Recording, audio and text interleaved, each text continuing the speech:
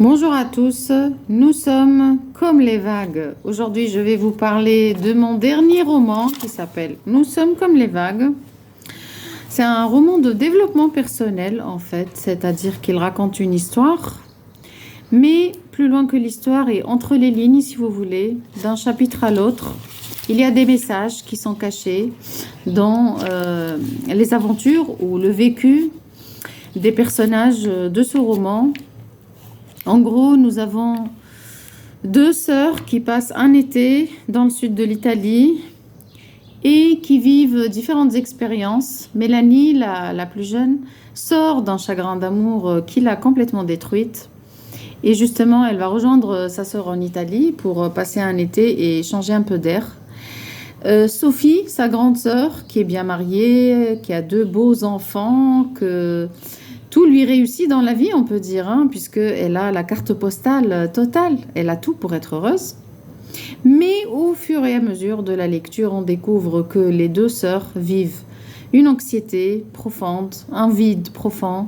Mélanie à cause de ce chagrin d'amour qui l'a complètement détruite, et Mélanie qui s'interroge donc sur le sens de l'amour, ce qui s'est réellement passé entre elle et ce Tim, son ancien fiancé.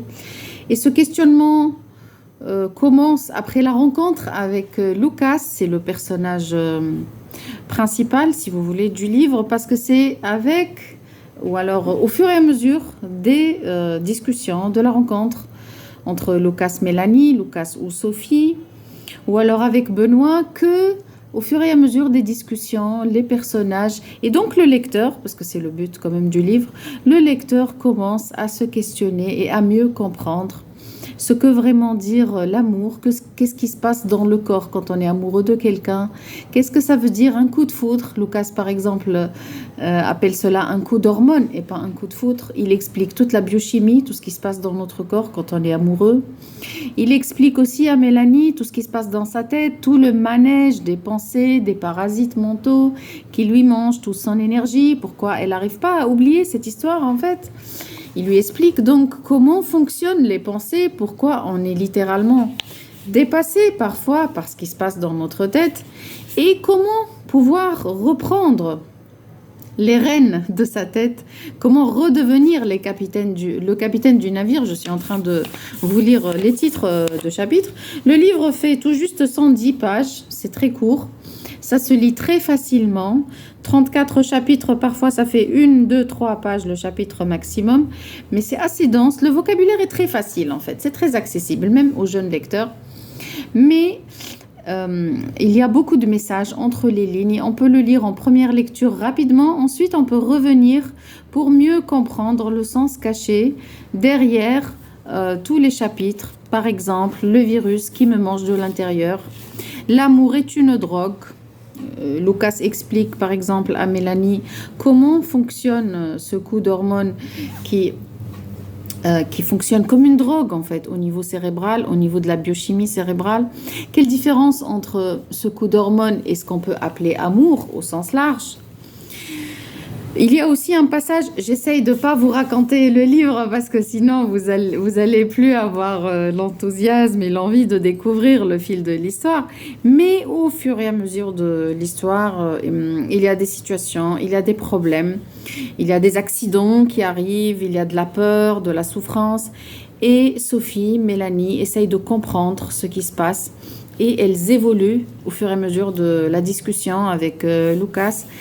Elles essayent de mieux comprendre et petit à petit de reprendre les rênes de leur vie à travers aussi la rencontre avec une psychologue spécialisée dans le transgénérationnel pour mieux comprendre l'influence de toutes ces mémoires que nous pouvons avoir à partir non seulement de nos parents mais aussi de nos ancêtres. C'est comme des mémoires émotionnelles ou psychologiques et qui nous conditionne, en fin de compte, qui crée des situations particulières dans nos vies qu'on ne comprend pas, qu'on ne s'explique pas. Et à la fin du roman, vers le chapitre 30, Lucas, Mélanie, Sophie rencontre les vagues, on va dire, c'est-à-dire qu'il y a la rencontre avec la mer, l'écoute du message que peuvent nous envoyer les vagues, parce que en regardant les vagues, il y a une information qui passe dans notre cerveau droit, si vous voulez. On comprend certaines choses sans comprendre et on ressent ce fameux lâcher-prise que tout le monde connaît quand on va voir la mer, les vagues. Et il y a une infinité de livres et de poèmes, bien sûr, qui parlent des vagues. Chapitre 30, donc Sophie dit « Les vagues me parlent » et elle commence à comprendre ce message et elle compare sa vie à celle d'une vague, en fin de compte. Elle comprend que sa vie, c'est comme une petite vague, mais qui est connectée ou intégrée à l'ensemble d'un océan, c'est-à-dire qu'elle a accès à l'ensemble des possibilités, on va dire, offertes par cet océan, mais elle est aussi poussée par certaines forces, c'est-à-dire qu'il y a une sorte de prédéterminisme dans certaines choses dans sa vie, mais ça ne veut pas dire qu'elle n'a pas le libre arbitre. Elle a certainement un libre arbitre. Il faut juste savoir se connecter à cet océan, si vous voulez, comprendre que la vie, ce n'est rien qu'une vague, mais en même temps, c'est toute une vague, c'est-à-dire que chaque vie, c'est une aventure très personnelle et que la personne peut piloter à sa manière, pourvu qu'elle comprenne le sens du courant marin, si vous voulez, parce qu'une vague, elle est portée par le courant marin, elle ne peut pas lutter contre. Qu'elle comprenne donc le sens du courant marin, qu'elle puisse surfer en harmonie avec ce courant marin. J'essaye de vous raconter le livre sans raconter les détails. Et voilà, à la fin du livre, les deux personnages parviennent à changer leur quotidien, on va dire, et sortent un peu des problèmes ou alors des situations conflictuelles qu'elles ont vécues. Et grâce à cette démarche de coaching, on va dire, voilà, j'espère vous avoir donné envie d'aller vers le livre, qui est un livre de développement personnel, où les personnages partent de ce vide intérieur pour mieux comprendre ce qui se passe à l'intérieur d'eux, pour résoudre ou dénouer les nœuds qui conditionnent leur vie, trouver plus de fluidité comme une vague en fait, qui est intégrée dans la mer, dans l'océan, retrouver tout ce bien-être, toute cette fluidité que nous pouvons tous observer en regardant les vagues en fait, et c'est ce qui nous donne du bien-être. Et ben, en chacun d'entre nous, il y a une vague en fait, une vague invisible, une vague énergétique on peut dire.